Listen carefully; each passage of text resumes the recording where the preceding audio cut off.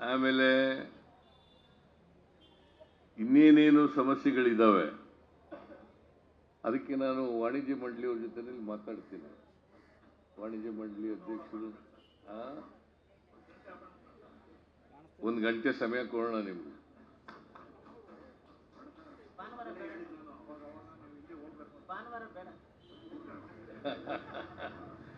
ಈಗ ನಮ್ಮ ಅಕಾಡೆಮಿ ಅಧ್ಯಕ್ಷರು ಸಾಧುಕ್ ವಕೀಲ್ ಅವರು ಹೇಳ್ತಾರೆ ಭಾನುವಾರ ಬೇಡ ಅಂತ.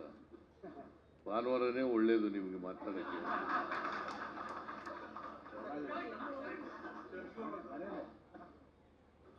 ಒಂದು ಭಾನುವಾರ 11 ಗಂಟೆಗೆ ಭೇಟಿ ಮಾಡೋಣ, 1 ಗಂಟೆ ಒಳಗಡೆ ಮುಗಿಸೋಣ. ಸೊ ಅದನ್ನು ಮಾಡ್ತಕ್ಕಂಥ ಕೆಲಸವನ್ನ ಮಾಡೋಣ ಅಂತ ಹೇಳ್ತೀನಿ.